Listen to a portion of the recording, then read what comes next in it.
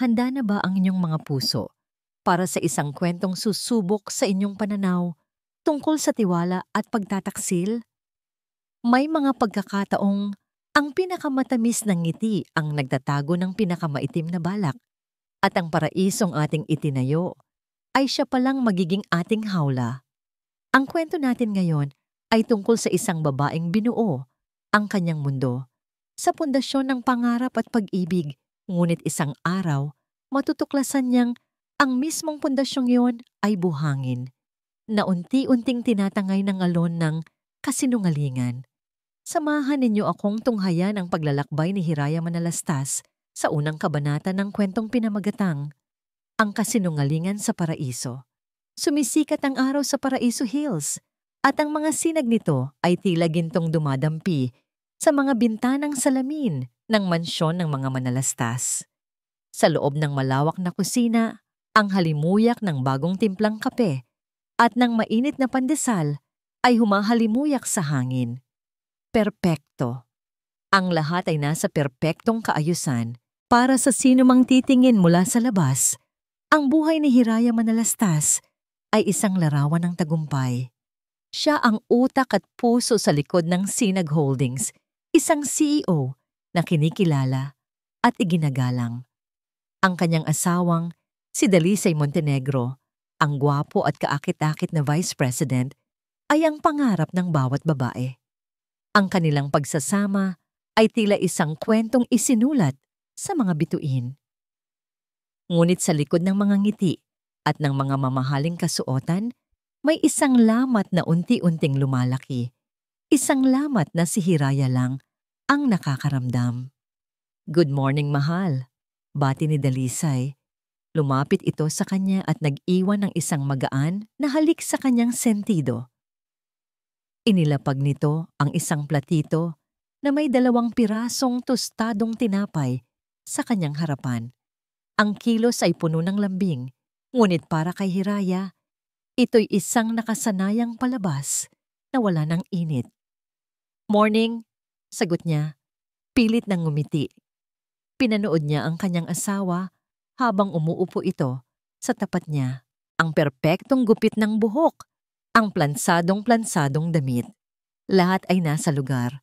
Maliban sa mga mata nito, laging may iniiwasan ang mga matang yon. "May meeting ka ba sa labas ngayon?" tanong ni Hiraya. Ang boses ay kalmado. Sinusubukang itago ang tanong na kanina pa gustong kumawala sa kanyang isipan. "Wala naman. Sa opisina lang buong araw. Bakit, mahal?" Sagot ni Dalisay, sumubo ng pagkain. Huminga ng malalim si Hiraya. "Ito na." "Narinig kasi kitang may kausap kagabi.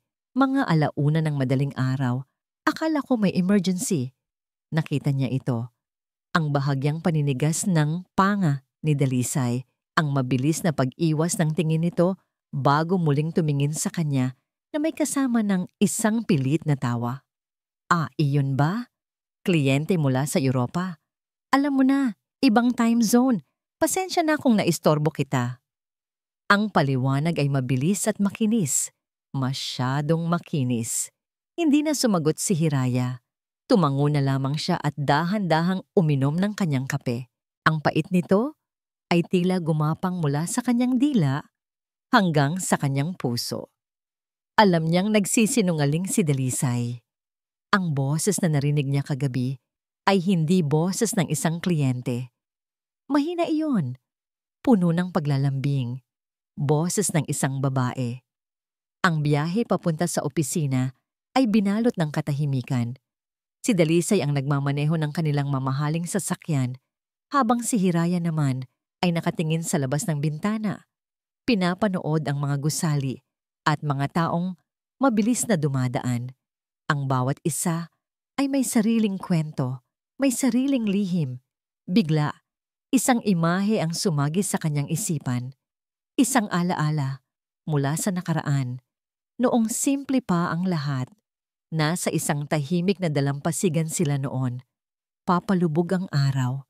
Lumuhod si Dalisay sa kanyang harapan. Hawak ang isang maliit na kahon. Ang mga mata nito noon ay puno ng sinseridad, puno ng pangako. Hiraya, sabi nito, nanginginig ang boses. Hindi ko maipapangako sa iyo ang buong mundo, pero ipinapangako kong ikaw ang magiging mundo ko. Pakasalan mo ako. Noon, naniwala siya. Niyakap niya ang bawat salita, inangkin ang bawat pangako. Itinayo niya ang kanilang paraiso sa pundasyon ng mga salitang iyon. Ngayon, habang pinagmamasdan niya ang lalaking katabi niya, ang lalaking may hawak ng manibela, isang estranghero na ang kanyang nakikita. Ang mga pangako ay tila naging mga bulong na lamang na tinangay ng hangin. Isang biglaang paggalaw mula kay Dalisay ang pumutol sa kanyang pag-iisip.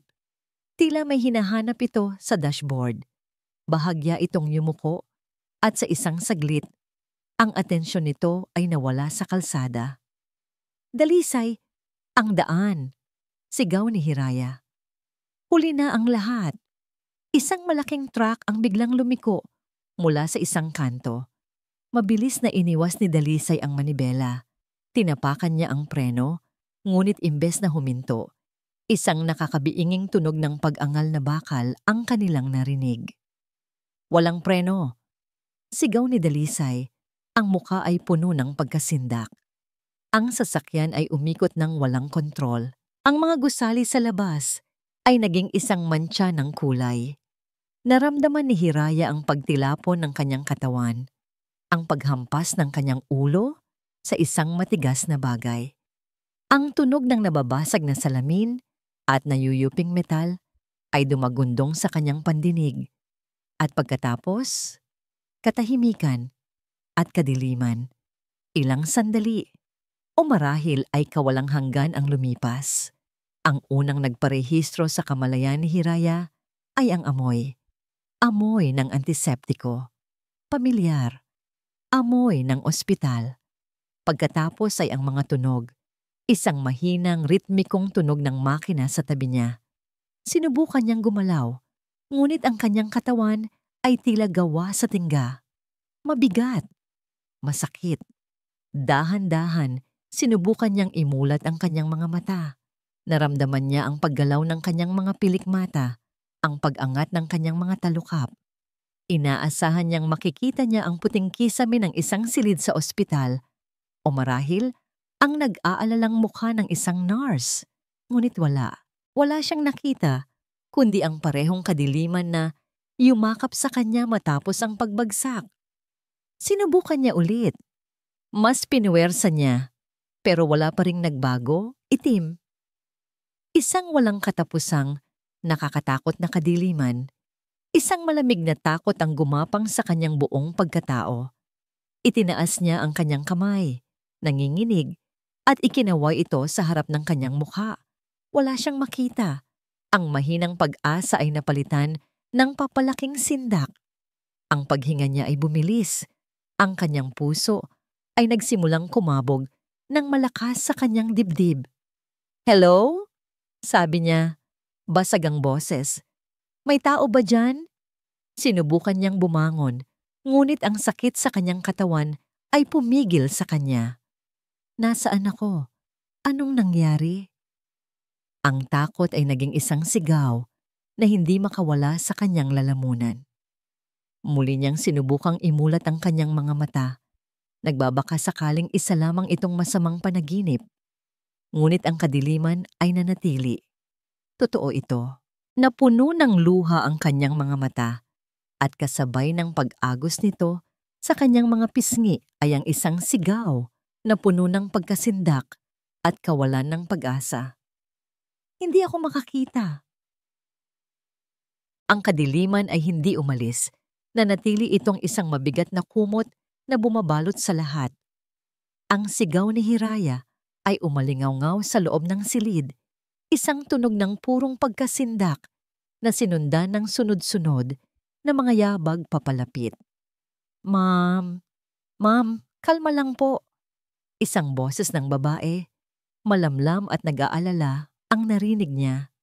Naramdaman niya ang isang kamay na marahang humahaplos sa kanyang braso. "Nurse po ito. Ligtas po kayo." "Bakit madilim? Anong nangyari sa ilaw?" Tanong ni Hiraya. Nanginginig ang boses. Pilit niyang hinahanap ang pinanggagalingan ng boses, ngunit ang kanyang mga mata ay wala pa ring maaninag. Nagkaroon ng saglit na katahimikan bago muling nagsalita ang nurse. Tatawagin ko lang po ang doktor, ma'am. Ang mga sandaling nagdaan habang naghihintay si Hiraya ay tila isang kawalang hanggan. Ang bawat segundo ay isang patak ng lason sa kanyang isipan. Ang desperasyon ay nagsimulang mag-ugat sa kanyang puso. Ang kanyang mundo, na dating puno ng kulay, ng mga plano, ng kapangyarihan, ay biglang naging isang blangkong espasyo. Paano niya pamumunuan ang isang kumpanya kung hindi niya makita ang mga dokumentong kailangan niyang pirmahan? Paano niya haharapin ang mga tao kung hindi niya makita ang kanilang mga mukha? Mrs. Manalastas? Isang boses ng lalaki, malumanay ngunit may awtoridad, ang bumasag sa kanyang pag-iisip. Ako po si Dr. Alcaraz. Kumusta po ang pakiramdam ninyo? Doktor, ang mga mata ko. Bakit wala akong makita? Halos pabulong na tanong ni Hiraya. Naramdaman niya ang pag-upo ng doktor sa gilid ng kanyang kama. Kalma lang po. Base sa aming paunang pagsusuri, nakaranas po kayo ng matinding trauma sa ulo dahil sa aksidente. Ito po ang nagdulot ng tinatawag naming transient visual loss. Isang pansamantalang pagkawala ng paningin dahil sa pamamaga at stress sa inyong optic nerves. Pansamantala? Ang isang salitang yon ay tila isang sinag ng liwanag sa kanyang madilim na mundo. Hinawakan niya ito na parang isang taong nalulunod na kumakapit sa isang piraso ng kahoy. Ibig sabihin, babalik pa ang paningin ko? Malaki po ang posibilidad, sagot ng doktor. Sa mga kasong tulad nito, habang bumababa ang pamamaga at nagpapahinga ang pasyente, unti-unting bumabalik ang paningin. Maaaring abutin ng ilang araw o ilang linggo. Kailangan lang po natin ng pasensya at iwasan ang anumang stress. Pasensya, stress. Ang mga salitang yon ay umikot sa isipan ni Hiraya. Sa gitna ng trahedya at desperasyon, isang malamig at matalas na ideya ang biglang sumibol. Kung pansamantala lang pala ito, kung may pag-asa. Marahil ang kadilimang ito ay hindi isang kulungan. Marahil ito ay isang piring, isang sandata. Doktor, sabi niya, ang boses niya ay mas matatag na ngayon. Maari ko po bang hilingin na ang impormasyong ito, ang tungkol sa pagiging pansamantala nito, ay manatili sa ating dalawa lang muna? Narinig niya ang bahagyang pag-aalinlangan sa paghinga ng doktor. May dahilan po ba, ma'am? Gusto kong ihanda ang sarili ko at ang mga tao sa paligid ko kung sakaling hindi ito bumalik kaagad. Ayokong umasa sila. Paliwanag ni Hiraya, ang kanyang isip ay mabilis na nagtatrabaho, bumubuo ng isang kwento. Mas madaling tanggapin ang paggaling bilang isang milagro kaysa harapin ang posibilidad ng permanenteng kabiguan. Pagkatapos ng ilang sandali, sumagot ang doktor. Naiintindihan ko po. Makakaasa po kayo sa aking diskresyon, Mrs. Manalastas. Nang makaalis na ang doktor, naiwan si Hiraya sa katahimikan, ngunit hindi na ito ang katahimikan ng takot. Ito na ngayon ang katahimikan ng pagpaplano. Ang babaeng CEO, na sanay magplano ng mga stratehiya sa boardroom, ay nagsimula ng buuin ang pinakamahalagang plano ng kanyang buhay. Ilang saglit pa, bumukas ang pinto. Ang mga yabag ay pamilyar. Mabagal, ngunit may bigat. Mahal. Ang boses ni Dalisay ay puno ng pighati. Isang pighating napaka-perpekto, napaka-ensayado. Naramdaman niya ang paghawak nito sa kanyang kamay. Ang balat nito ay malamig, bahagyang mamasa-masa. Hindi init ng pag-aalala, kundi lamig ng pagkabalisa. Dalisay, sabi niya, pinanatiling mahina ang kanyang boses. Diyos ko, Hiraya, sobra akong nag-alala. Kasalanan ko to. Kung naging mas maingat lang ako, Umalingaungaw ang pagsisisi sa boses nito, ngunit para sa pandinig ni Hiraya, ito'y tunog ng isang hungkag na lata. Hinawakan nito ang kanyang kamay, gamit ang dalawa nitong palad. Masyadong mahigpit. Huwag kang mag-alala, mahal. Nandito lang ako. Hindi kita pababayaan. Aalagaan kita. Sa ilalim ng pagkukunwaring iyon, naramdaman ni Hiraya ang katotohanan. Ang panginginig ng mga daliri nito, ang hindi pantay na ritmo ng paghinga nito. Nagsisinungaling ito. Ang lalaking ito na nangako sa kanya ng mundo ay isa na ngayong mahusay na aktor. At si Hiraya, na dati isang manonood lamang, ay nagpasya na siya na ngayon ang magiging direktor ng kanilang dula. Matapos ang ilang sandali, nang magpaalam si Dalisay para kausapin ang mga pulis, agad na tinawagan ni Hiraya ang kanyang pinakapinagkakatiwalaang executive assistant at kaibigan, si Diwa Cruz, gamit ang telepono ng ospital. "Diwa," sabi niya, diretsahan at walang paligoy-ligoy. "Nasa ospital ako. Naaksidente kami." "Ma'am, okay lang po ba kayo? Anong nangyari?" Bakas ang taranta sa boses ni Diwa. "Okay lang ako, pero kailangan kitang pakinggan mabuti." Huminga ng malalim si Hiraya. "Nawalan ako ng paningin, pero sabi ng doktor, pansamantala lang. At ito ang gusto kong mangyari. Maliban sa'yo at sa doktor ko, walang sino man ang dapat makaalam na posibleng bumalik ito. Para sa lalat, bulag ako hanggang sasabihin ko." "Pero Ma'am Hiraya, bakit po?" Naguguluhang tanong ni Diwa. "May mga bagay akong kailangang makita nang hindi gumagamit ng mga mata, Diwa.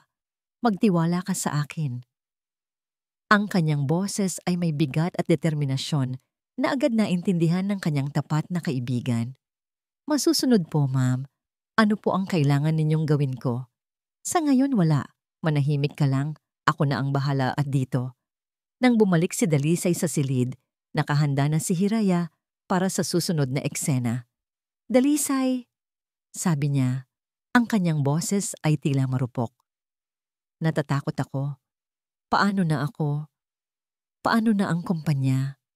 "Shh! Huwag mo munang isipin yan," sagot nito.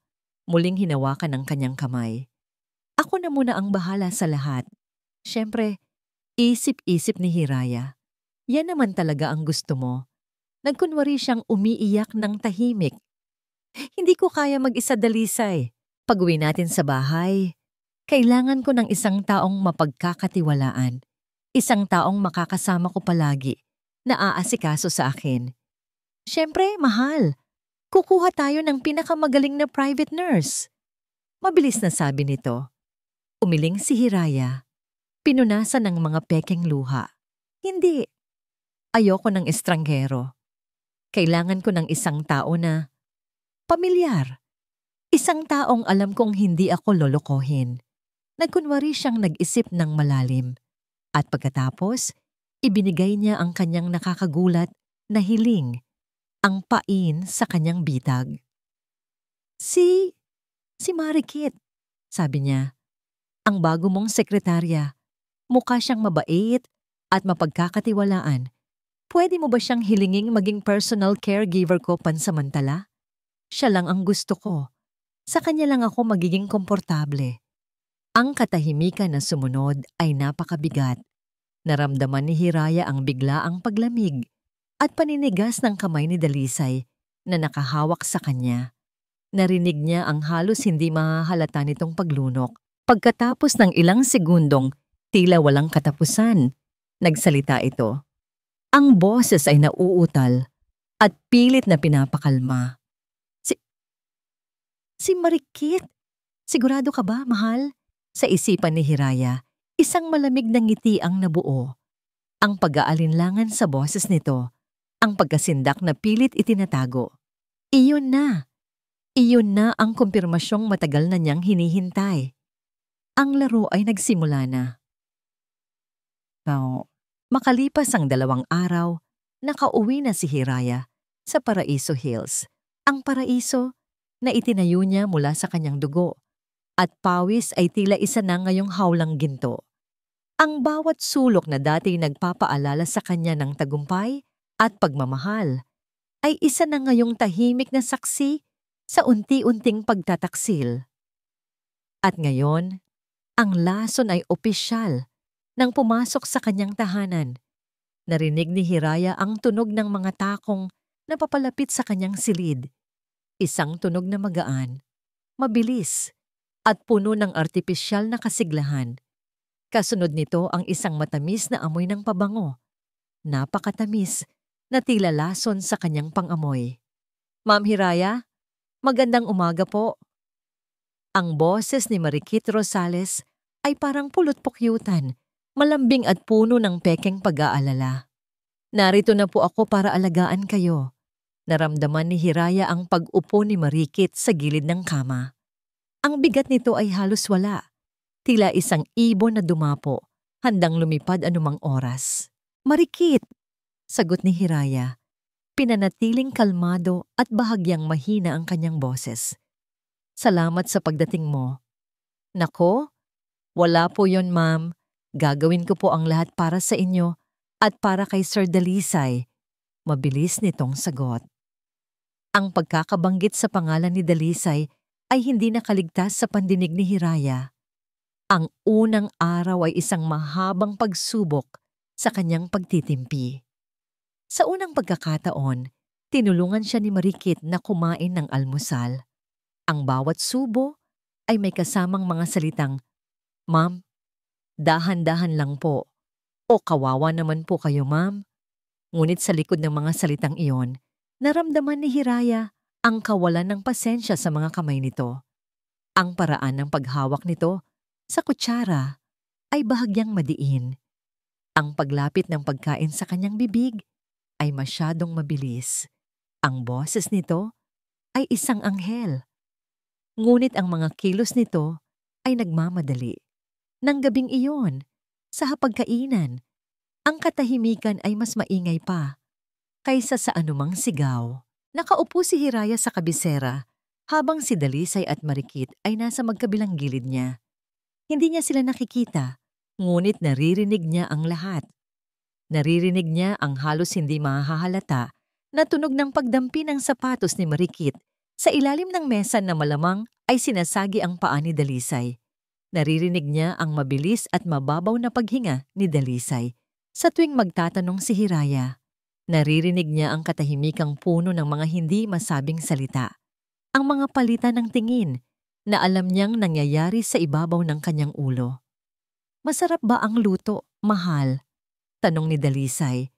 Pilit na binabasag ang katahimikan. "Oo," simpleng sagot ni Hiraya. "Pero parang kulang sa alat." Narinig niya ang mahinang pag-ubo ni Mariquit. "Ay, pasensya na po, ma'am. Ako po ang nagluto niyan. Sinunod ko lang po ang bilin ni Sir. Nabawasan ang asin para sa kalusugan ninyo." Isang malamig na bakal ang tila bumaril sa puso ni Hiraya. At siya na ang nagdedesisyon kung ano ang mabuti para sa kalusugan niya. Gaano na sila katagal nagpapanggap na sila ang may-ari ng bahay na ito? "Salamat sa pag-aalala mo, Mariquit," sabi ni Hiraya. Isang matamis na ngiti ang nakapinta sa kanyang mga labi kahit hindi ito nakikita ng dalawa. "Napaka-thoughtful mo talaga." "Siyempre naman, mahal. Maaasahan talaga si Mariquit." Mabilis na sabat ni Dalisay. Ang boses nito ay pilit na pinapasigla para pagtakpan ang namumuong tensyon. Pagkatapos ng hapunan na para kay Hiraya ay isang walang katapusang parusa, inalalayan siya ni Dalisay papunta sa sala. "Magpapahangin lang kami sandali sa hardin, mahal," sabi ni Dalisay. Ang kanyang kamay ay mabilis na umalis sa braso ni Hiraya. "Magpahinga ka muna dyan." Iniwan siyang nakaupo sa malambot na sofa. Narinig niya ang pagbukas at pagsara ng sliding glass door. At pagkatapos, katahimikan. Ngunit para sa kanya, ang katahimikan na yon ay sumisigaw. Hinayaan niyang gumuhit sa kanyang isipan ang mga imahe. Ang paglalakad nila sa damuhan, ang paghawak ng kamay, ang mga halik na ninanakaw sa ilalim ng liwanag ng buwan, sa sarili niyang hardin. Bawat segundong lumilipas, ang kanyang mga kamao ay humihigpit, ang kanyang mga kuko ay bumaon sa kanyang palad. Kailangan niya ng katibayan, kailangan niya ng higit pa sa kanyang mga hinala. Kinabukasan, gaya ng napagplanuhan, dumating si Diwa. Nagpaalam si Dalisay na kailangan niyang pumasok sa opisina para sa isang mahalagang meeting, habang si Marikit naman ay may ipinabibili si Dalisay sa labas. Ito ang pagkakataong hinihintay ni Hiraya. "Ma'am," bati ni Diwa, ang boses ay puno ng pag-aalala. Naramdaman ni Hiraya ang mainit na yakap nito. Sa isang saglit, gusto niyang bumigay, gusto niyang umiyak, ngunit pinigilan niya ang sarili. Hindi pa ito ang oras para sa kahinaan. "Dalhin mo ako sa study," utos niya. Sa loob ng kanyang pribadong opisina sa bahay, inilabas ni Diwa ang isang maliit na paper bag. "Ma'am, narito na po. Gaya ng usapan din natin." Inabot ni Diwa sa kamay ni Hiraya ang isang eleganteng tungkod na gawa sa dark wood. Makinis ito at magan. Ang hawakan po niyan ay may high sensitivity microphone. Pindutin niyo lang po itong maliit na button na to para mag-record. Ang lahat ng audio ay direktang masasave sa isang secure cloud na ako lang ang may access. Pagkatapos, inabot nito ang isang maliit at patag na bagay. "Ito naman po, ididikit ko sa ilalim ng kama ninyo." Isa pa sa likod ng malaking orasan sa sala. Motion-activated po ang mga ito. Magsisimulang mag-record kapag may naramdaman silang paggalaw o boses. Habang ikinakabit ni Diwa ang mga aparato, hinawakan ni Hiraya ang tungkod. Ito ang magiging kanyang bagong mga mata, ang kanyang bagong mga tainga. Ang simbolo ng kanyang kahinaan sa mata ng lahat ay siya palang magiging pinakamatalas niyang sandata. "Mag-iingat po kayo, Ma'am Hiraya," sabi ni Diwa bago umalis. Ang boses ay halos pabulong. "Hindi ko po alam kung kakayanin ko ang ginagawa ninyo." "Kakayanin ko, Diwa," sagot ni Hiraya. Ang boses ay matigas na parang bakal. Dahil kailangan. Nang gabing iyon, ang bahay ay muling binalot ng pekeng kapayapaan.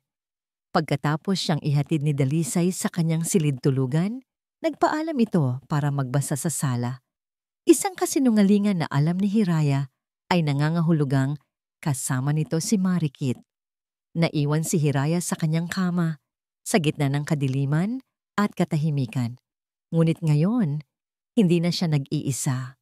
Pinindot niya ang maliit na button sa ilalim ng digital clock sa kanyang bedside table, ang aparato na iniwan ni Diwa.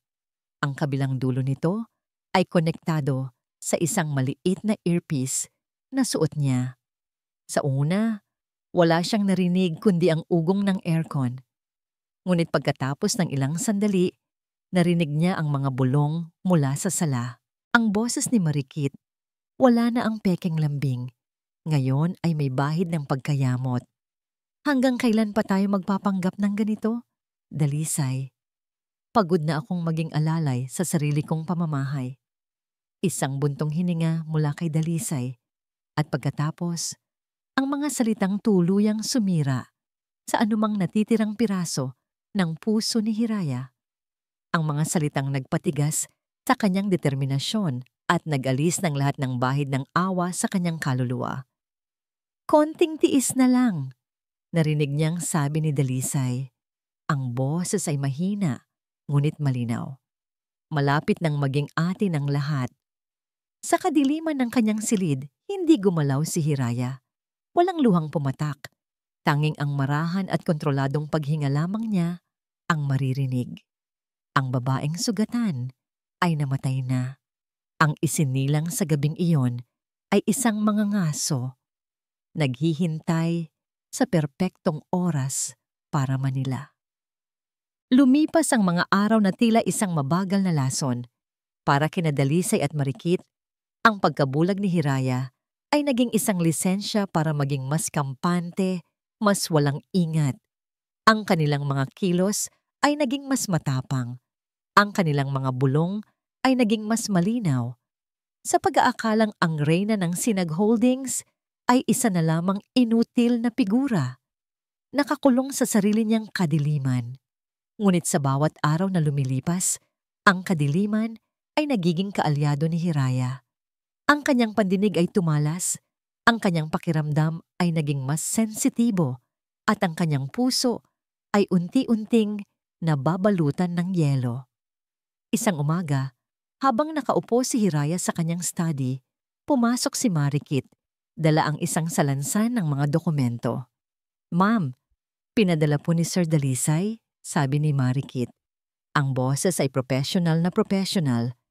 Kailangan daw po ng pirma ninyo para sa bagong supply contract." "Pakibasa mo sa akin ang mga detalye, Marikit," utos ni Hiraya, habang ang kanyang mga daliri ay marahang nakapatong sa hawakan ng kanyang tungkod. Naka-activate na ang recorder. Sinimulang basahin ni Marikit ang kontrata. Ngunit habang binabasa niya ang mga numero, sadyang binago niya ang mga ito. Ang presyo na dapat ay 10 milyong piso ay ginawa niyang 12 milyon. Ang delivery date na dapat ay sa susunod na buwan ay ginawa niyang 3 buwan. Alam ito ni Hiraya.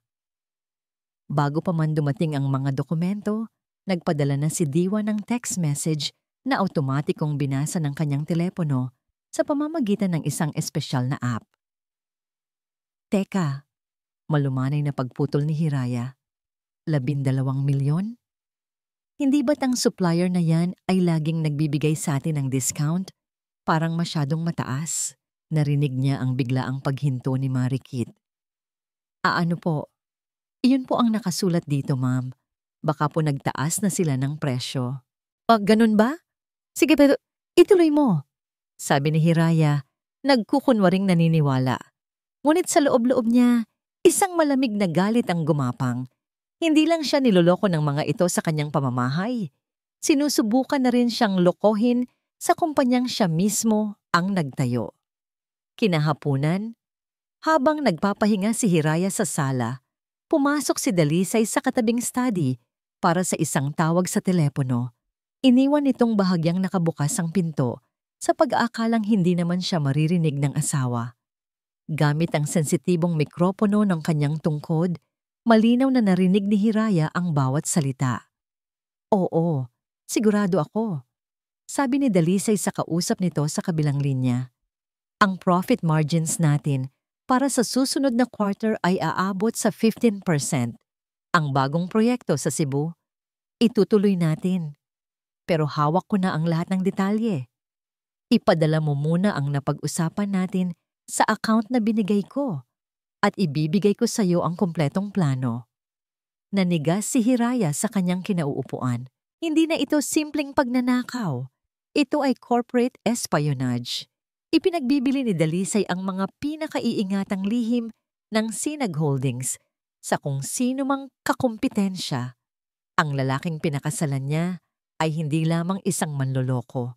Isa siyang taksil sa pinakasukdulan nitong kahulugan. Upang subukan ang hangganan ng pasensya ni Marikit, nagplano si Hiraya ng isang maliit na eksena. "Marikit, maaari mo ba akong dalhan ng tsa?" Pakiusap niya. Ang boses ay tila pagod. Ilang sandali pa, naramdaman niya ang paglapit ni Marikit. "Narito na po, ma'am." Habang iniaabot nito ang tasa, sinadya ni Hiraya na bahagyang ikilos ang kanyang kamay, na para bang nagulat. Ang mainit na tsa ay tumapon sa kamay at braso ni Marikit. Aray! Isang matinis at hindi na filter na sigaw ng inis ang kumawala kay Marikit. Hindi ito sigaw ng sakit, kundi sigaw ng iritasyon. Ngunit kasing bilis ng kidlat, binawi niya ito. "Nako! Okay lang po ako, ma'am. Huwag po kayong mag-alala. Aksidente lang po," sabi nito. Ang boses ay bumalik sa pagiging matamis. Ngunit narinig ni Hiraya ang panginginig ng galit dito. "Pasensya ka na, Marikit. Hindi ko sinasadya," sabi ni Hiraya. Ang kanyang mukha ay nagpapakita ng perpektong pag-aalala. Ngunit sa likod ng kanyang mga matang nakapikit, siya ay napangiti. Ang tunay na kulay ng ahas ay nagsisimula ng lumabas. Nang gabing iyon, habang ang buong bahay ay tahimik na, pinakinggan ni Hiraya ang mga recording ng araw na yon sa pamamagitan ng kanyang earpiece.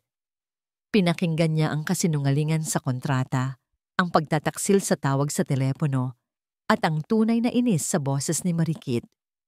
Ngunit ang huling pag-uusap na kanyang narinig, ang siyang nagpatigil sa pagtibok ng kanyang puso. Nasa sala sina Dalisay at Marikit, sa pag-aakalang tulog na siya. "Kumusta na ang kamay mo?" tanong ni Dalisay. Ang boses ay puno ng pag-aalala. Isang pag-aalalang hindi kailanman ipinakita nito sa kanya simula nang maaksidente. "Okay lang. Nakakainis lang talaga." Parang sinadya niya. Reklamo ni Marikit. "Hayaan mo na siya. Malapit na rin namang matapos ang pagtitiis natin," sabi ni Dalisay. May sumunod na saglit ng katahimikan at pagkatapos ay ang mga salitang dumurog sa anumang natitirang pag-aalinlangan sa isipan ni Hiraya. "Sayang," sabi ni Dalisay. Ang boses ay isang malamig na bulong sa dilim. Hindi naging malala ang aksidente. Kung hindi, mas madali sana ang lahat. Sa kadiliman ng kanyang silid, napahawak si Hiraya sa kanyang dibdib.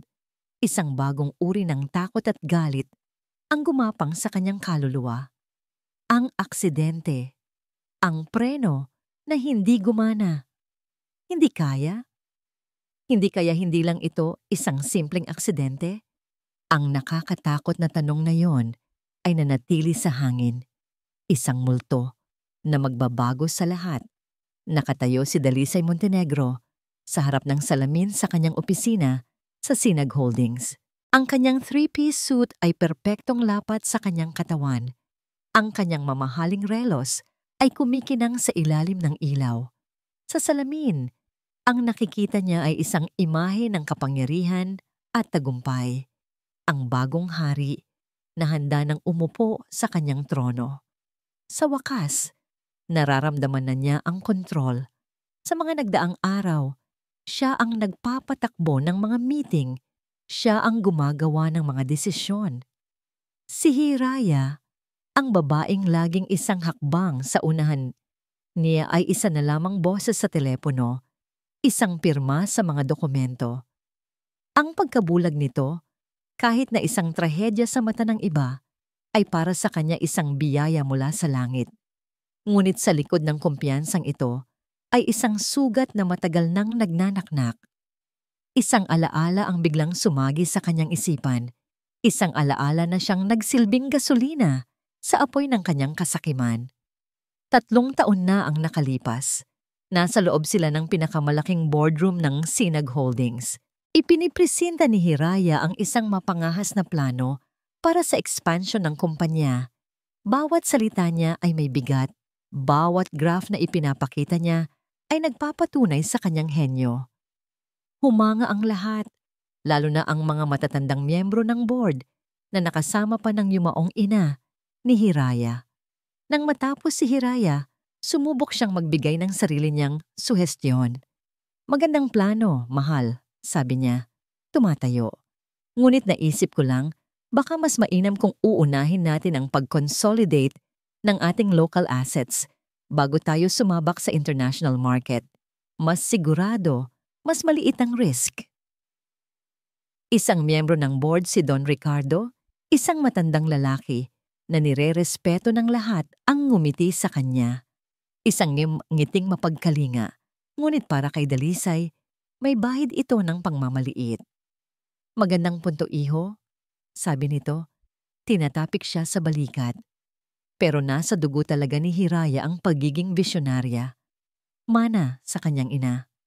Sundin natin ang CEO. Alam niya ang kanyang ginagawa. Di umupo siyang muli. Ang muka ay namumula. Tila isa siyang batang pinangaralan sa harap ng mga nakatatanda.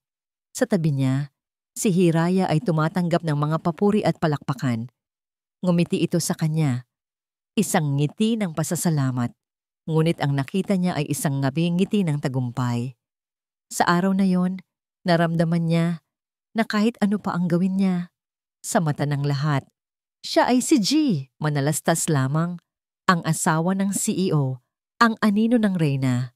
Ang alaala ay nag-iwan ng mapait na lasa sa kanyang bibig. Iyon ang araw na nagpasya siya.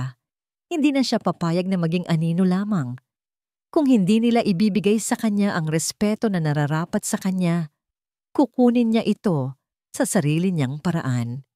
Kinagabihan, sa isang pribadong silid ng isang mamahaling restaurant, nakipagkita si Dalisay kay Mr. Velasco, ang CEO ng kanilang pinakamalaking kakompetensya. Ang hangin ay mabigat sa amoy ng sigarilyo at mamahaling alak. Dalisay, mabutit na karating ka. Bati ni Velasco, isang taong tila isang pating na naka-Amerikana.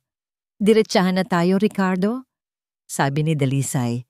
Hindi pinapansin ang formalidad. Inilapag niya sa mesa ang isang itim na flash drive. Nandyan ang lahat ng kailangan mo. Ang kompletong plano para sa Cebu Project, mga listahan ng kliyente, at ang mga projection natin para sa susunod na 2 taon. Sapat na yan para lumpuhin ang kanilang bid at makuha mo ang proyekto. Kinuha ni Velasco ang flash drive at ngumisi. Magaling. At ang kabayaran nito? Alam mo na ang gusto ko, sabi ni Dalisay. Ang mga mata ay nag-aapoy sa ambisyon. Kapag bumagsak ang sinag at nagkaroon ng merger, ako ang uupong Executive Vice President at gusto ko ng parte sa kumpanya. Isang mapanganib na laro ang nilalaro mo, Montenegro, sabi ni Velasco. Ngunit bakas sa mukha nito ang kasiyahan. Pero gusto ko yan, sige. Kapag nakuha ko ang Cebu Project, sayo na ang posisyon. Pag-uwi niya sa Paraiso Hills, naabutan niyang nag-iisa si Marikit sa hardin, nagpapanggap na nagdidilig ng mga halaman. Ang ganda nito sa ilalim ng liwanag ng buwan ay tila isang tropeyo sa kanyang mga mata. Para saan yan? Tanong ni Marikit nang ilabas ni Dalisay ang isang maliit na kahon mula sa kanyang bulsa. Binuksan niya ito. Isang kwintas na may kumikinang na diamante ang nasa loob. Isang paunang bayad para sa futura Mrs. Montenegro, sabi niya. Ang boses ay puno ng pangaakit. Isinuot niya ang kwintas sa leeg nito. Dalisay, nakakatakot sto, sabi ni Marikit. Hinahaplos ang malamig na diamante. Huwag kang matakot, bulong ni Dalisay. Hinahawakan ang mukha nito. Isipin mo na lang, ang bahay na ito, ang mga sasakyan, ang buhay na hindi mo akalaing magiging sayo. Malapit na, Marikit. Malapit na, basta't magtiwala ka lang sa akin. Hinalikan niya ito. Isang halik na hindi nagmula sa pagmamahal, kundi sa pagnanasa at pag-angkin. Si Marikit ang kanyang magiging reyna, isang reynang kaya niyang kontrolin, hindi tulad ni Hiraya. Nang gabing iyon, matapos niyang ihatid ang natutulog na si Hiraya sa silid nito, pumasok si Dalisay sa kanyang pribadong study. Ang kanyang mga mata ay napako sa isang larawan na nakapatong sa kanyang mesa. Ang kanilang wedding photo. Nakangiti sila pareho sa larawan, isang perpektong mag-asawa. Ngunit ngayon, ang nangiting iyon ay tila isang pangungutya. Dahan-dahan, kinuha niya ang picture frame. Tinitigan niya ang mukha ni Hiraya. Maganda, matalino, makapangyarihan. Lahat ng bagay na hinangaan niya noon ay siya na ngayong kinasusuklaman niya. Pagkatapos, tiningnan niya ang sarili niyang refleksyon sa salamin ng frame. Nakita niya ang lalaking dapat sanang mamuno, ang lalaking dapat sanang nasa tuktok. Sa isang marahan, ngunit desididong kilos, binuksan niya ang isang drawer at inilagay ang larawan sa loob. Itinago ito sa dilim. Isinara niya ang drawer nang may kasamang tunog ng pagtatapos. Huminga siya ng malalim, isang ngiti ng tagumpay, ang unti-unting sumilay sa kanyang mga labi. Oras na para ako naman ang maging hari. Ang mga salita ni Dalisay ay naging isang lason na gumagapang sa isipan ni Hiraya sa mga sumunod na araw at gabi. Sayang, hindi naging malala ang aksidente. Kung hindi, mas madali sana ang lahat.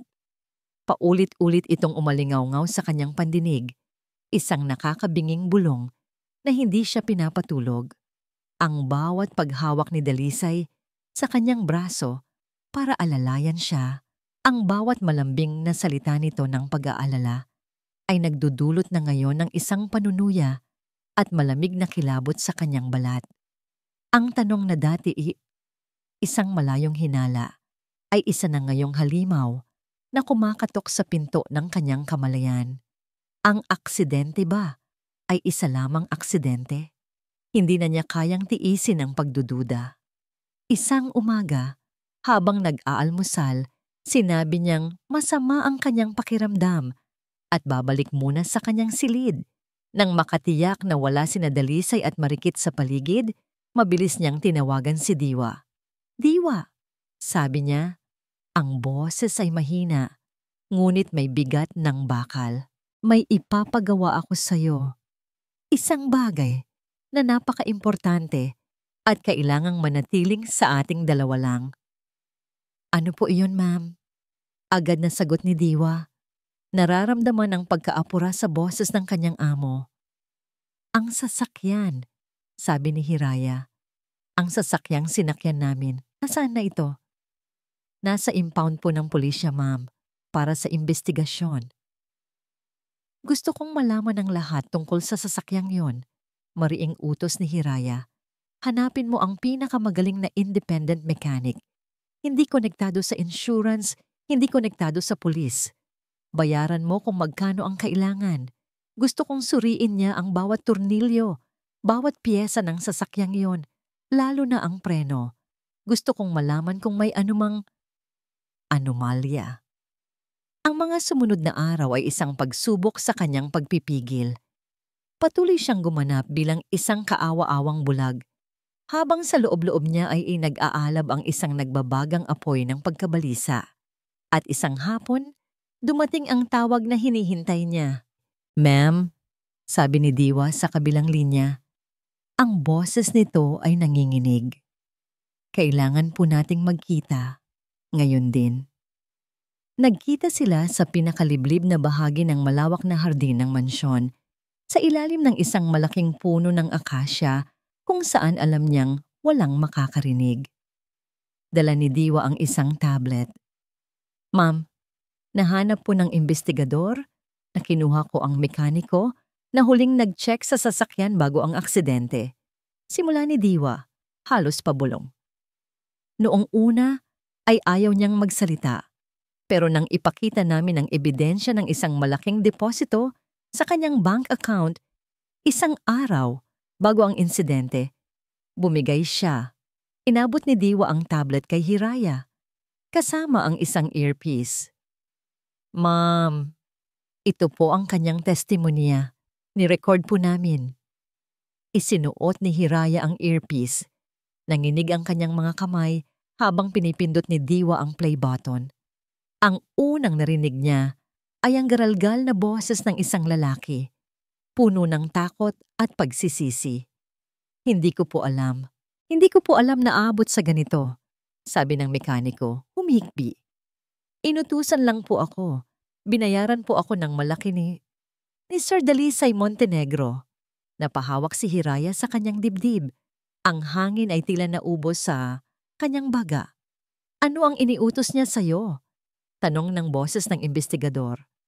"Ang sabi niya po, putulin ko raw po ang brake line, pero hindi yung putol na tuluyan. Yung tama lang daw po para bumigay ito kapag mabilis na ang takbo o kapag bigla ang inapakan." Pagpapatuloy ng mekaniko. "Para lang daw po magkaroon ng sapat na pinsala, para maospital si ma'am, para mapilitan siyang magpahinga. Para daw po yun sa kapakanan ng kumpanya. Hindi ko po alam na ganoon kalala ang mangyayari. Patawarin niyo po ako." Natapos ang video, ngunit para kay Hiraya, ang mga salita ay paulit-ulit na tumatatak sa kanyang utak. Inutusan ni Sir Dalisay, putulin ang brake line para maospital si ma'am. Sa kanyang isipan, muli niyang pinakinggan ang isa pang recording, ang recording mula sa sala. Sayang, hindi naging malala ang aksidente. Kung hindi, mas madali sana ang lahat. Ang 2 piraso ng impormasyon ay nagsanib.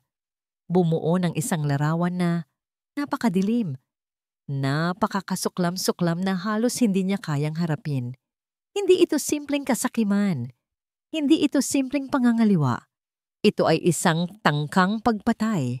Ang lalaking pinakasalan niya, ang lalaking pinagkatiwalaan niya ng kanyang buhay at ng kanyang mga pangarap ay handa siyang ipahamak o patayin para sa pera at kapangyarihan. Naramdaman niya ang pagtayo ni Diwa sa kanyang tabi.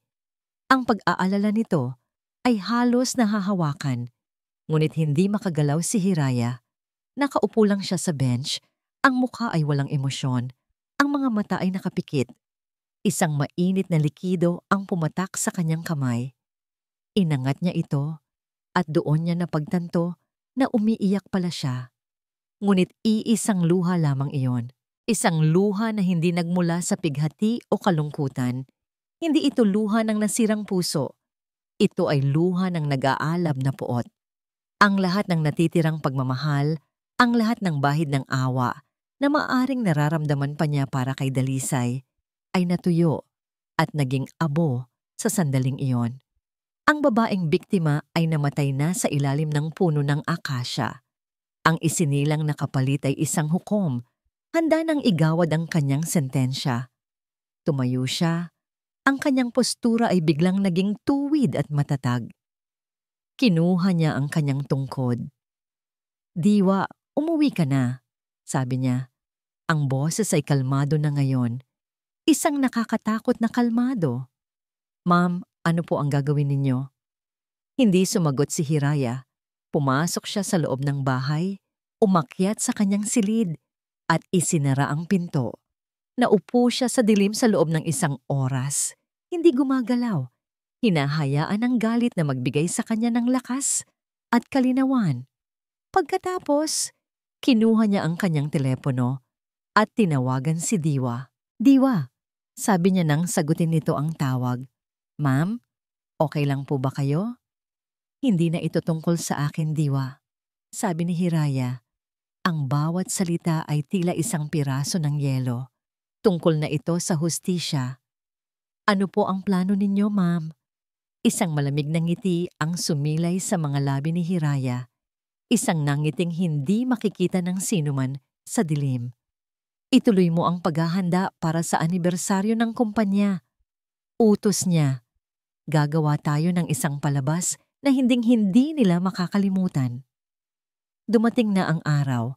Para kay Dalisay Montenegro, ito ang araw ng paghuhukom. Ang araw kung kailan ang anino ay lalabas sa liwanag at aangkinin ang trono. Nagsimula ang kanyang umaga sa harap ng isang malaking salamin sa kanilang walk-in closet. Habang isinusuot niya ang kanyang pinakamahal na Italian suit, inensayo niya ang kanyang talumpati. Hindi ito talumpati ng isang mga agaw, kundi ng isang tagapagligtas. Iyon ang kwentong binuo niya sa kanyang isipan. Isang kasinungalingan na paulit-ulit niyang sinabi sa sarili, hanggang sa ito'y maging halos isang katotohanan. "Mga kagalang-galang na miyembro ng board," sabi niya sa kanyang refleksyon. Ang boses ay puno ng pekeng bigat at kalungkutan. "Nandito ako ngayon sa inyong harapan, dala ang isang mabigat na puso." Inayos niya ang kanyang kurbata. "Ang aking asawa, si Hiraya, ay isang henyo, isang ilaw sa ating industriya." Ngunit ang trahedyang kanyang sinapit ay nag-iwan ng isang malalim na sugat, hindi lamang sa kanyang katawan, kundi pati na rin sa kanyang isipan. Huminga siya ng malalim, pinapakita ang perpektong imahe ng isang nag-aalalang asawa. Para sa kanyang kapakanan, para sa katatagan ng Sinag Holdings, kailangan nating gumawa ng isang mahirap na desisyon, isang pansamantalang hakbang, upang protektahan ang kanyang legacy hanggang sa siya'y tuluyang gumaling. Napangiti siya sa salamin. Perpekto. Sino ang hindi maniniwala sa isang asawang puno ng pagmamahal at pag-aalala. Ang boardroom ng Sinag Holdings ay malamig at tahimik. Ang mahabang lamesang gawa sa mahogany ay tila isang larangan ng digmaan. Nakaupo ang mga miyembro ng board. Ang kanilang mga mukha ay seryoso, naghihintay. Pumasok si Dalisay. Ang kanyang bawat hakbang ay may kumpiyansa. Umupo siya sa bakanting upuan, sa tabi ng pinakaupuan, ang upuan ni Hiraya. Salamat sa pagdalo ninyo sa biglaang pagpupulong na ito. Simula niya, ang boses ay kalmado. Sinabi niya ang kanyang inensayayong talumpati. Bawat salita ay maingat na binitawan. Bawat emosyon ay perpektong tinimpla. Pagkatapos, inilabas niya ang kanyang ebidensya.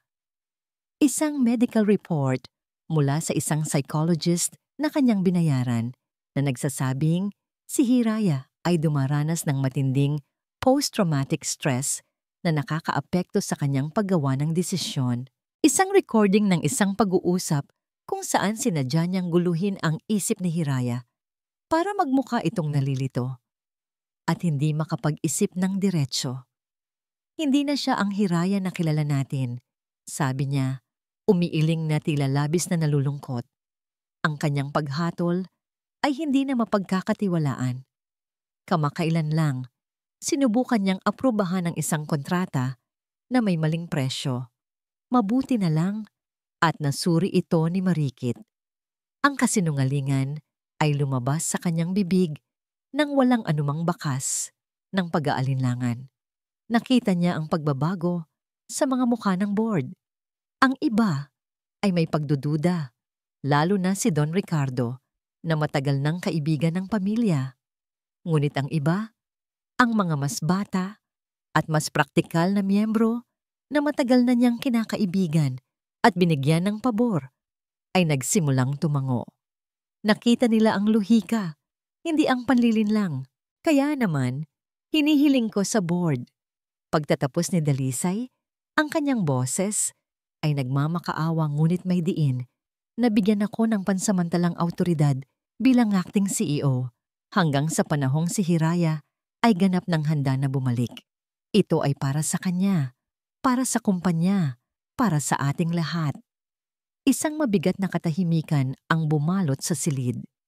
Nang siya ay palabas na ng boardroom matapos ang mahabang deliberasyon, nag-vibrate ang kanyang telepono. Isang text message mula kay Marikit. "You can do it, my CEO." Isang ngiti ang sumilay sa kanyang mga labi. Ang lahat ay umaayon sa kanyang plano. Siya ang hari at si Marikit ang kanyang magiging reyna. Bumalik siya sa loob ng silid. Tumayo si Don Ricardo, ang chairman ng board. Ang mukha nito ay hindi mabasa. "Dalisay," sabi ng matanda. Ang boses ay formal. Nagbotohan na ang board. Napakahirap ng naging desisyon. Nagkaroon ng saglit na paghinto. Inaasahan ni Dalisay na iianunsyo na ang kanyang tagumpay. Gayunpaman, pagpapatuloy ni Don Ricardo bilang paggalang kay Hiraya at sa lahat ng kanyang nagawa para sa kumpanyang ito na pagkasunduan ng board na ang resulta ng botohan ay mananatiling selyado. Ito ay opisyal na iianunsyo at magkakabisa sa gabi ng ating ika-20 anibersaryo sa harap ng lahat ng empleyado at kasosyo ng Sinag Holdings. Bahagyang nagulat si Dalisay sa desisyon, ngunit hindi siya nabahala. Isa lamang itong pagpapaliban sa hindi maiiwasan. Isang maliit na drama para sa mga matatanda. Nabilang na niya ang kanyang mga boto. Alam niyang nakuha na niya ang mayorya. Tumango siya ng may paggalang. "Naiintindihan ko po. Isang marangal na desisyon." Lumabas siya ng boardroom. Ang kanyang paglakad ay puno ng kayabangan. Sa kanyang isipan, tapos na ang laban. Napanalunan na niya. Ang anibersaryo ay hindi na magiging isang simpleng pagdiriwang. Ito na ngayon ang magiging gabi ng kanyang koronasyon. Sa pag-aakalang ang tagumpay ay sigurado na, ang Paraiso Hills ay unti-unting naging kaharian ni Marikit Rosales. Si Dalisay ay abala sa paghahanda para sa kanyang koronasyon sa anibersaryo. Kaya naman si Marikit ang naiwan upang maging reyna sa kanilang kastilyong papel. Nagsimula ito sa mga maliliit na bagay. Isang hapon, habang si Hiraya ay nasa kanyang silid at nagpapahinga, pumasok si Marikit sa malawak na walk-in closet ng mag-asawa. Dati, pumapasok lang siya rito para kumuha ng damit para kay Hiraya. Ngunit ngayon, iba na. Ang kanyang mga daliri ay marahang dumampi sa mga mamahaling tela, sutla, kasmir, mga damit na gawa ng mga sikat na designer. Ito ang buhay na pinangarap niya. Isang buhay na ilang araw na lang ay magiging kanya na. Binuksan niya ang isang cabinet na puno ng mga sapatos. Kinuha niya ang isang pares ng sapatos na may pulang swelas at isinukat ito. Sakto. Naglakad siya sa harap ng malaking salamin. Ang bawat hakbang ay tila kilos ng isang reyna. Tiningnan niya ang kanyang refleksyon. Isang babaeng maganda, bata, at handa ng angkinin ng mundo. Kumuha siya ng isang damit mula sa sabitan, isang eleganteng itim na bestida na alam niyang paborito ni Hiraya at itinapat ito sa kanyang katawan. Ngumiti siya. Mas bagay ito sa kanya. Mas buhay. Kinuha niya ang kanyang telepono at lihim na kumuha ng litrato, isang paalala ng hinaharap na naghihintay sa kanya. Ang kanyang kumpiyansa ay lumaki. Nagsimula na siyang mag-utos sa mga kasambahay na matagal nang nagsisilbi sa pamilya Manalastas. Yaya LV, pakidala ng merienda ko sa may pool area. Utos niya isang araw, habang nakaupo sa paboritong upuan ni Hiraya sa tabi ng hardin. Pero Mama Rikit, oras na po para sa gamot ni Ma'am Hiraya. Magalang na sagot ng matandang kasambahay. Tiningnan siya ni Marikit mula ulo hanggang paa.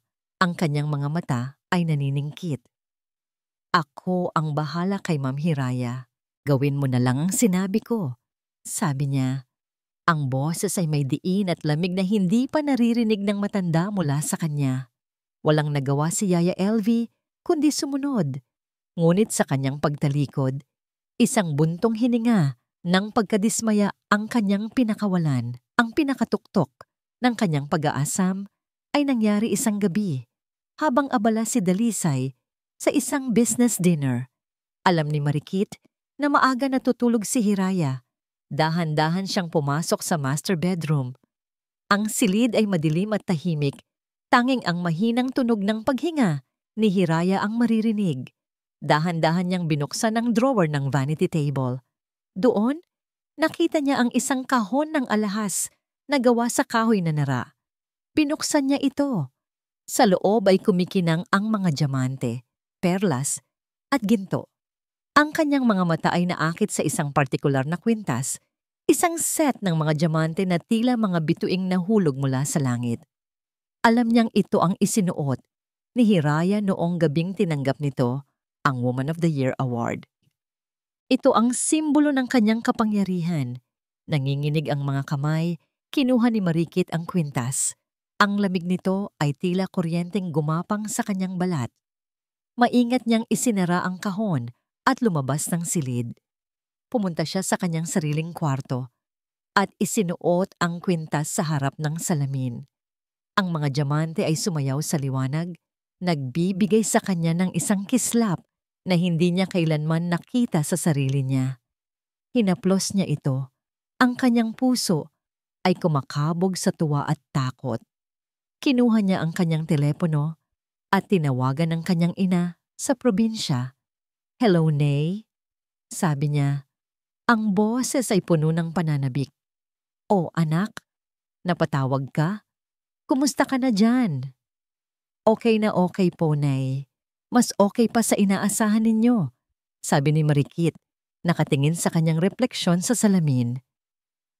Gusto ko lang pong sabihin na malapit na, Nay. Hinding-hindi na tayo maghihirap muli. Ibili ninyo na ang gusto ninyong bilhin. Magpapadala ako ng malaking pera sa susunod na linggo. Nak, sigurado ka ba dyan sa ginagawa mo? Baka mapaaway ka lang. Nag-aalalang sabi ng kanyang ina. Huwag po kayong mag-alala. Nay, alam ko po ang ginagawa ko, sagot ni Marikit. Ang kanyang boses ay puno na ng kayabangan. Ako na ang magiging reyna dito. Ibinaba niya ang tawag at muling tinitigan ang kanyang sarili. Ang babae sa salamin ay hindi na si Marikit Rosales, ang simpleng sekretarya mula sa probinsya. Siya na si Mrs. Montenegro, ang reyna. Ngunit ang hindi niya alam, ang kastilyong kanyang tinitirhan ay gawa sa papel. At ang apoy na susunog dito ay malapit nang magsimula. At ang totoong reyna, na tahimik na nakikinig sa dilim, ay hawak na ang posporo.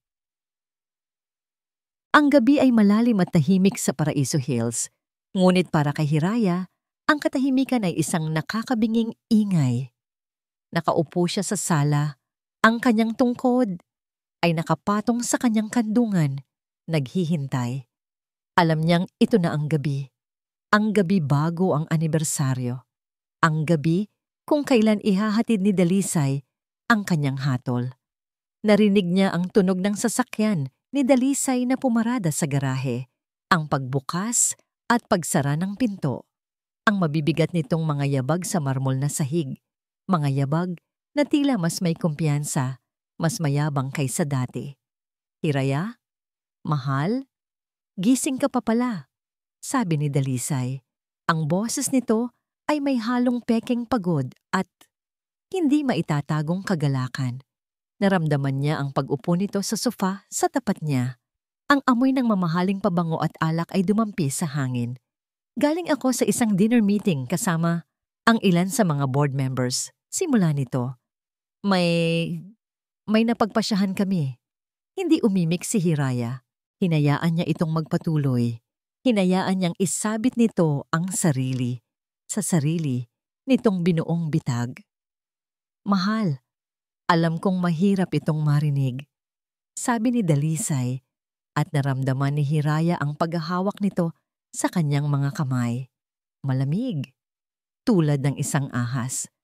Para sa kapakanan mo at ng kumpanya na pagkasunduan ng board na ako muna ang pansamantalang mamumuno bilang acting CEO. Pansamantala lang naman ito hanggang sa tuluyan kang gumaling. Ang mga salita ay binitawan ng may perpektong halo ng pag-aalala at awtoridad. Para sa sinumang hindi nakakaalam, ito ang tunog ng isang mapagmahal na asawang ginagawa ang lahat para protektahan ang kanyang asawa. Ngunit para kay Hiraya, ito ang tunog ng tagumpay ng isang demonyo. Ito ang huling pagyurak sa kanyang pagkatao, sa kanyang pinaghirapan. Sa sandaling iyon, sa harap ng kanyang kaaway, naramdaman ni Hiraya ang bigat ng pagkatalo. Isang pagkatalong kailangan niyang akuin para sa kanyang huling pag-atake. Naramdaman niya ang pagiging ganap na mag-isa. Ang lalaking ito ang kumuha ng kanyang paningin, ng kanyang kumpanya, ng kanyang puso. At ngayon, nakaupo ito sa kanyang harapan, nagpapanggap na kanyang tagapagligtas. Ito ang pinakamababang punto ng kanyang buhay. Huwag kang mag-alala. Mahal, bulong ni Dalisay, hinahaplos ang kanyang buhok. Aalagaan ko ang lahat ng pinaghirapan mo. Dahan-dahang tumango si Hiraya, isang halos hindi mahahalata na galaw. Iyon lang, walang salita, walang luha, isang perpektong pagganap bilang isang babaeng wasak at talunan. Salamat, Dalisay. Halos pabulong niyang sagot. Nasiyahan, tumayo si Dalisay. Magpahinga ka na, mahal. Isang malaking araw ang bukas para sa kumpanya. Hinalikan nito ang kanyang noo. Isang halik na nag-iwan ng malamig na bakas sa kanyang balat. At pagkatapos ay umalis na. Naiwan si Hiraya sa katahimikan ng malawak na sala. Ang tanging maririnig ay ang tibok ng kanyang sariling puso. Sa mata ng mundo, sa mata ni Dalisay, talo na siya. Ang reyna ay nawalan na ng korona. Ngunit nang marinig niya ang pagsara ng pinto ng silid ni Dalisay sa itaas, isang bagay ang nagbago. Dahan-dahan, inilagay ni Hiraya ang kanyang mga palad sa armrest ng sofa Itinulak niya ang kanyang sarili pataas hanggang sa siya'y makatayo. Matatag, diretso, naiwan sa sofa ang tungkod, ang simbolo ng kanyang kahinaan. Hindi na niya ito kailangan. Naglakad siya, ang kanyang mga hakbang ay tiyak at walang ingay, papunta sa malaking bintanang salamin na tanawang hardin. Ang gabi ay madilim, ngunit para sa kanya, ito ay maliwanag. Ang ilaw ng buwan ay nagbibigay liwanag sa mga puno at halaman. Kitang-kita niya ang anino ng puno ng akasya, ang lugar kung saan niya nalaman ang buong katotohanan. Kitang-kita niya ang mga ilaw ng syudad sa malayo. Kumikislap na parang mga diamante sa itim na tela. Ang kanyang paningin ay matagal nang bumalik. Mas malinaw pa kaysa dati. Sa gitna ng kanyang tahimik na pagmamasid, nag-vibrate ang kanyang telepono. Kinuha niya ito mula sa kanyang bulsa at tiningnan ang screen. Isang mensahe mula kay Diwa. Handa na ang lahat para bukas. Ang mga daliri ni Hiraya ay marahang nag-type ng kanyang sagot. Isang malamig at matalim na ngiti ang sumilay sa kanyang mga labi. Isang ang ngiti na hindi para sa kadiliman sa labas, kundi para sa paghuhukom na magaganap kinabukasan. Simulan na ang palabas. Ang bulwagan ng tala ay naliligo sa ginintuang liwanag.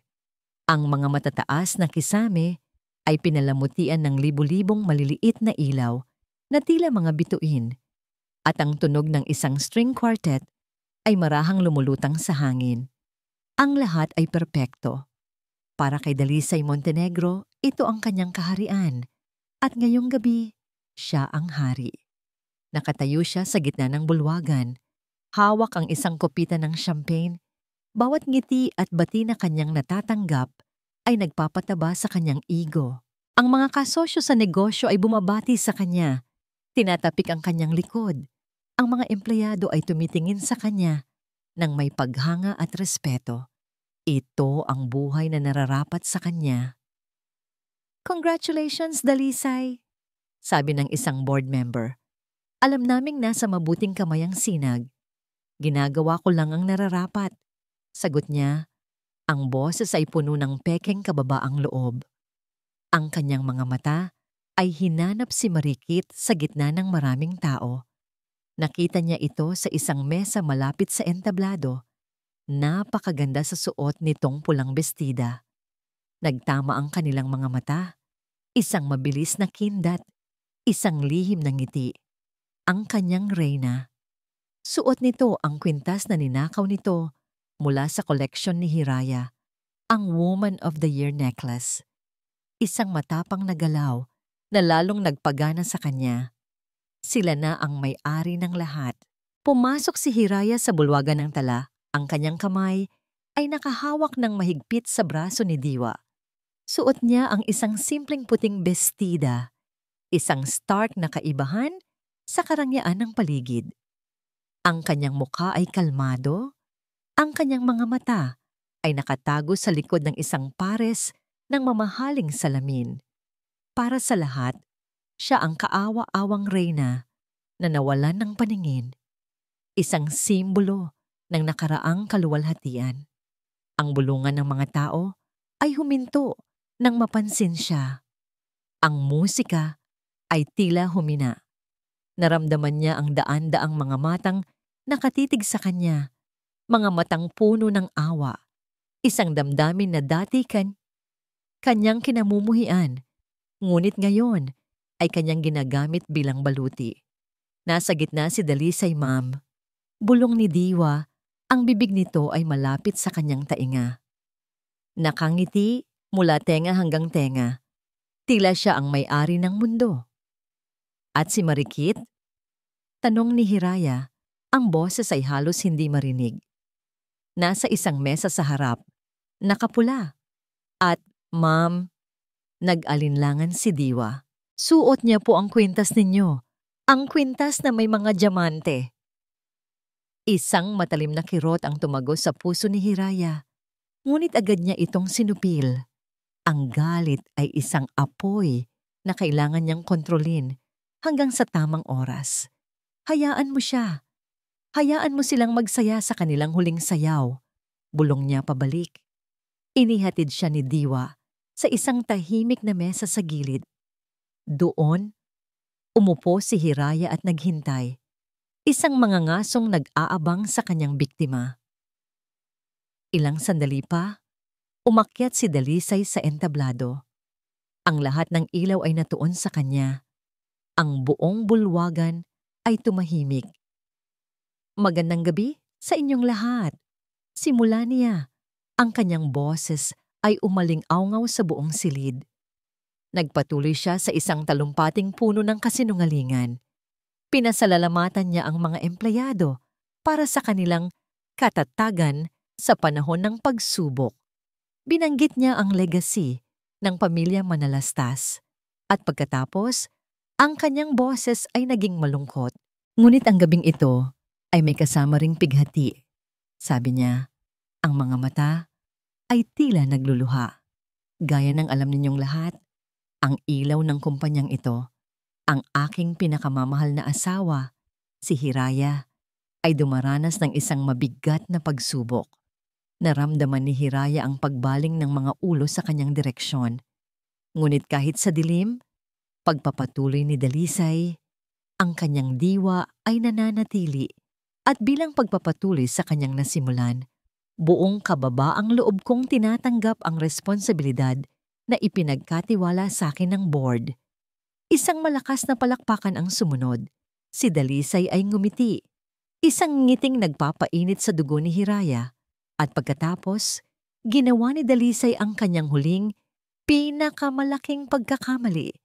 Ang kanyang huling galaw ng kayabangan. At ngayon, sabi niya, ibinubukas ang kanyang mga kamay na tila isang mapagkumbabang santo. Gusto kong tawagin dito sa entablado ang tunay na puso ng Sinag Holdings, isang babaeng may pambihirang lakas at tapang. Salubungin po natin ng isang masigabong palakpakan. Ang aking inspirasyon, ang aking asawa, si Hiraya Manalastas. Muling nagpalakpakan ng mga tao, mas malakas pa ngayon, puno ng simpatsya. Tumayo si Diwa at marahang inalalayan si Hiraya. Ang bawat hakbang papunta sa entablado ay tila 1,000 taon. Ang bawat palakpak ay tila isang insulto. Sinalubong siya ni Dalisay sa hagdan, inalalayan siya papunta sa mikropono. Ang init ng spotlight ay tumama sa kanyang mukha. Mahal, magsalita ka. Bulong ni Dalisay. Isang ngiti ng tagumpay ang nakapinta sa kanyang mukha para makita ng lahat. Hinawakan ni Hiraya ang malamig na metal ng mikropono. Ang buong bulwagan ay naghihintay sa kanyang mahinang boses, sa kanyang mga salita ng pasasalamat at marahil ng pagsuko. Huminga siya ng malalim. At nang siya'y magsalita, ang kanyang boses ay hindi mahina. Ito ay malinaw, matatag, at puno ng isang nakakakilabot na kapangyarihan na nagpatigil sa paghinga ng lahat. Bago ang lahat, sabi niya, ang kanyang ulo ay bahagyang nakataas. May gusto akong ipakita sa inyo. Nagkaroon ng katahimikan. Isang milagro.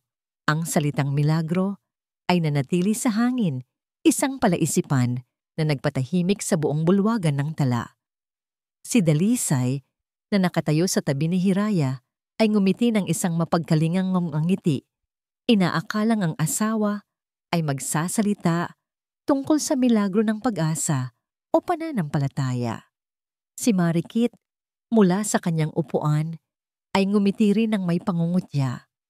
Ngunit ang milagrong tinutukoy ni Hiraya ay hindi para sa kanilang kaaliwan. Ito ay para sa kanilang pagkasira. Sa isang marahan at sinasadyang kilos, itinaas ni Hiraya ang kanyang kamay at dahan-dahang inalis ang suot niyang salamin. At pagkatapos, iminulat niya ang kanyang mga mata. Hindi ito ang mga mata ng isang taong bulag o nagpapagaling. Ang mga mata niya ay malinaw, matalas, at nag-aalab sa isang apoy na kayang tumupok ng lahat sa kanyang daraanan. Ang unang tiningnan niya ay ang lalaking nakatayo sa kanyang tabi. ang kanyang asawa, ang kanyang berdugo.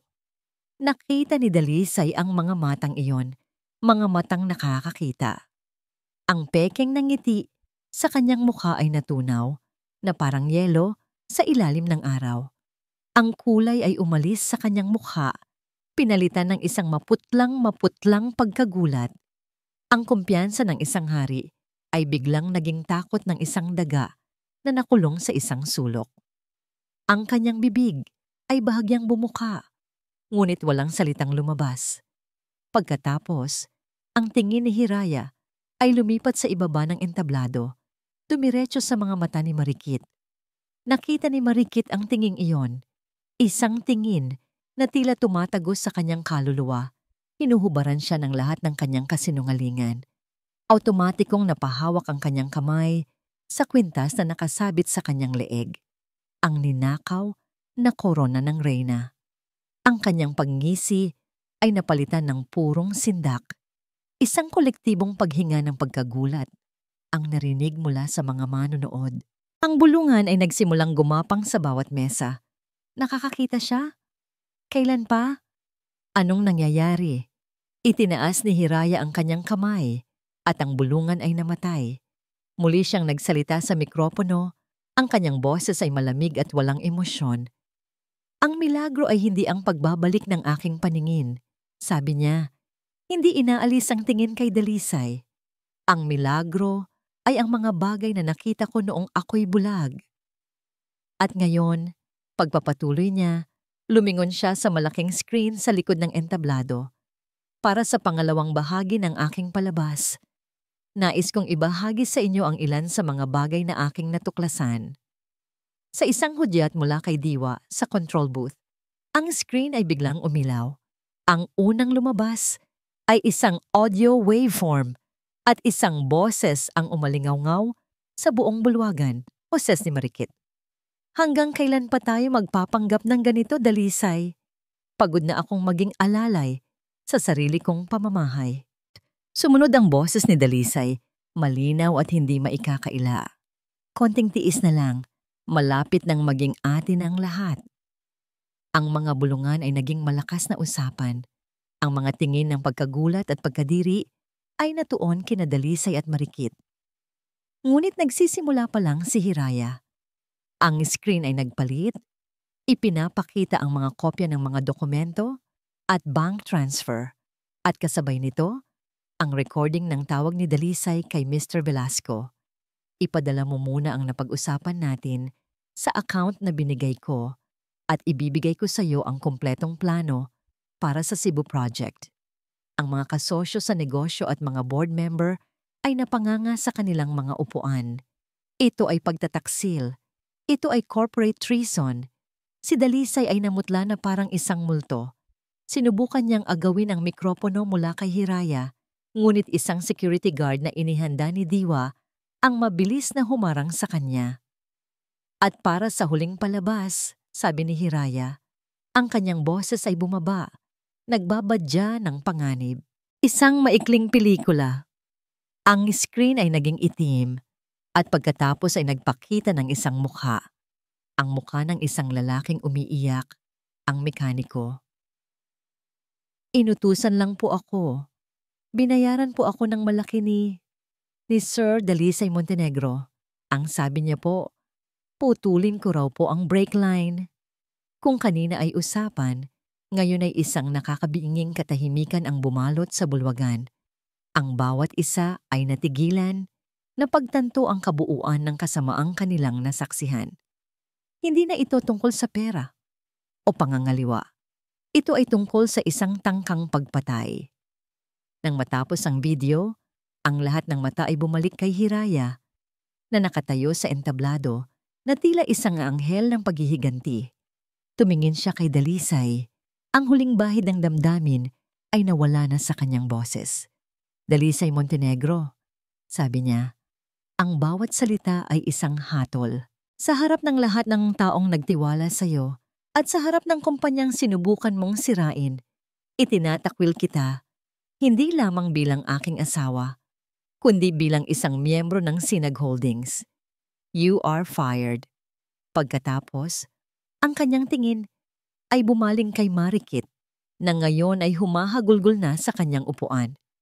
At para sa'yo, Miss Rosales, sabi ni Hiraya, pakisoli mo na lang ang kwintas na hindi sa'yo. Isasama mo na rin yan sa mga kasong isasampa ko laban sa inyong dalawa. Fraud, corporate espionage, at attempted murder. Sa hudyat ni Hiraya, 2 unipormadong pulis at mga security guard ang lumapit sa entablado. Hindi! Hindi totoo yan. Gawa-gawa niya lang ang lahat. Sinungaling siya. Sigaw ni Dalisay, nagpupumiglas habang hinihila siya ng mga guard paalis. Si Marikit ay hindi na nakapagsalita. Tahimik lang siyang umiiyak habang inaakay palabas. Ang kanyang pangarap na maging reyna ay gumuho at naging isang bangungot sa harap ng daan-daang tao. Nang mawala na sila sa paningin, ang bulwagan ay nanatiling tahimik sa loob ng ilang segundo. At pagkatapos, isang tao ang nagsimulang pumalakpak. Sinundan ito ng isa pa, at isa pa, hanggang sa ang buong bulwagan ng tala ay umalingaw-ngaw sa isang malakas at dumadagundong na palakpakan. Nakatayo si Hiraya sa gitna ng entablado, sa ilalim ng maliwanag na ilaw. Ang hustisya ay naisakatuparan na. Ang digmaan ay tapos na. Ngunit habang pinapakinggan niya ang mga palakpak, sa likod ng kanyang tagumpay, isang kakaibang pakiramdam ng kawalan ng kanyang naramdaman, ang katahimikan pagkatapos ng isang malakas na bagyo. Lumipas ang 6 na buwan. Ang iskandalo sa Sinag Holdings ay unti-unting humupa. Napalitan ng mga kwento ng pagbangon at katatagan. Sa ilalim ng muling pamumuno ni Hiraya, hindi lamang nakabawi ang kumpanya, kundi mas lalo pa itong lumago. Ang tiwala ng mga investor at ng publiko ay naibalik, mas matibay pa kaysa dati. Ngunit ang pinakamalaking pagbabago ay hindi nangyari sa loob ng mga pader ng Sinag Holdings. Nangyari ito sa loob mismo ni Hiraya. Ang mansyon sa Paraiso Hills ay naibenta na. Ang mga alaala ng kasinungalingan at pagtataksil na nakakapit sa bawat sulok nito ay isinara na niya sa nakaraan. Ngayon, nakatira siya sa isang eleganteng penthouse unit sa puso ng syudad. Isang lugar na mas maliit, ngunit mas totoo. Isang lugar na siya lang ang pumili para sa sarili niya. Nakatayo siya ngayon sa kanyang malawak na balkonahe, hawak ang isang tasa ng mainit na tsa.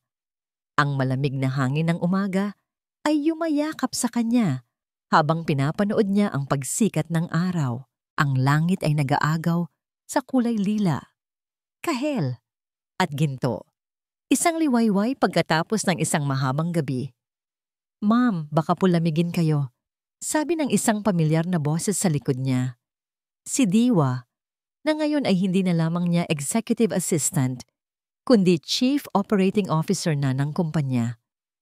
Ngunit higit sa lahat, nanatili itong kanyang tapat na kaibigan. Ngumiti si Hiraya nang hindi lumilingon. "Okay lang ako, Diwa. Maganda ang umaga." Tumabi si Diwa sa kanya. Pareho silang nakatanaw sa syudad na unti-unting nagigising. "May dumating na sulat para sa inyo, ma'am," sabi ni Diwa. Ang boses ay bahagyang nag-aalangan. "Galing sa City Jail." Alam ni Hiraya kung kanino ito galing. Si Dalisay at Marikit ay parehong nahatulan. Habang buhay na pagkabilanggo para kay Dalisay at mahabang taon para kay Marikit. Sa loob ng 6 na buwan, ito ang unang beses na sinubukan nitong makipag-ugnayan. "Anong gusto mong gawin ko dito, ma'am?" tanong ni Diwa. Hawak ang puting sobre. Tumingin si Hiraya sa sulat. At sa isang saglit, isang anino ng nakaraan ang dumaan sa kanyang mga mata. Ngunit mabilis itong nawala. Ang galit na dati nag-aalab sa kanyang puso ay isa na lamang malamig na abo. "Itapon mo na lang," mahinahon niyang sabi. Nagulat si Diwa. "Hindi niyo po babasahin?" Umiling si Hiraya at muling tumingin sa abot-tanaw. "Hindi na kailangan. Ang pagpapatawad ay hindi tungkol sa kanila, Diwa. Tungkol ito sa akin. At pinatawad ko na ang sarili ko sa pagiging bulag sa katotohanan noon. Ang pagbabasa ng sulat na yan ay parang pagbubukas ulit ng isang sugat na matagal nang naghilom, panahon na para magpatuloy. Napangiti si Diwa, isang nangiti ng paghanga at ginhawa. Tama po kayo, ma'am. Siya nga pala, handa na po ba kayo para sa bagong simula? Anong bagong simula? Nakangiting tanong ni Hiraya. Ang Sinag Foundation, inaprubahan na po ng board. Handa nang ilunsad sa susunod na buwan. Isang foundation na tutulong sa mga babaeng biktima ng pang-aabuso para makapagsimulang muli. Sa pagkakataong yon, isang tunay na ngiti ng kaligayahan ang sumilay sa mga labi ni Hiraya. Ito ang bagong pangarap niya. Ang gamitin ang kanyang pinagdaanan para maging liwanag sa iba. Ang sakit na kanyang naranasan ay hindi masasayang. Gagawin niya itong isang tulay para sa pag-asa ng iba. Handang-handa na ako, sabi niya. Habang ang araw ay tuluyan ng sumisikat, naramdaman ni Hiraya ang init nito sa kanyang balat. Hindi na ito ang init ng galit o ang lamig ng paghihiganti. Ito ang init ng isang bagong umaga, ang init ng isang bagong pag-asa. Hindi na siya si Hiraya Manalastas, ang babaeng niloko at winasak. Hindi na rin siya ang babaeng nagplano ng isang perpektong paghihiganti. Siya na ngayon si Hiraya. Isang babaeng buo, isang babaeng malaya, isang babaeng muling natutong hanapin ang liwanag, hindi sa ibang tao, kundi sa loob ng kanyang sarili. At sa pagsikat ng araw na yon, alam niyang handa na siyang harapin ang anumang bagong kabanata na ihahain sa kanya ng buhay, dala ang isang pusong naghilom at isang diwang mas matatag kaysa dati. At dito po nagtatapos ang makulay at mapaghamong kwento ni Hiraya Manalastas. Mula sa kaibuturan ng aking puso, maraming salamat po sa inyong walang sawang pagsubaybay at sa paglalakbay ninyo kasama si Hiraya. Habang isinusulat ko ang bawat kabanata, ramdam na ramdam ko ang bigat ng kanyang pinagdaanan, ang pait ng pagtataksil, at ang nag-aalab na pagnanais para sa hustisya. Ngunit higit sa lahat, ninais kong maipakita na sa bawat pagbagsak, laging may pag-asang makabangon muli. Ang kwentong ito ay isang paalala na ang tunay na lakas ay hindi nasusukat sa galing ng paghihiganti, kundi sa kakayahang magpatawad, lalo na ang pagpapatawad sa ating sarili para sa mga pagkakamaling nagdaan. Ito ay isang paalala na kahit ang pinakamatinding sakit ay maaaring maging simula ng pinakamaganda at pinakamatatag na pagbabago sa ating buhay. At higit sa lahat, ito ay isang kwento ng pag-asa na laging may liwayway na naghihintay pagkatapos ng pinakamahaba at pinakamadilim na gabi. Ngayon, nais ko naman pong marinig ang inyong salubin. Ano ang pinakapaborito ninyong bahagi ng kwento? Anong aral ang pinakatumatak sa inyong puso at isipan?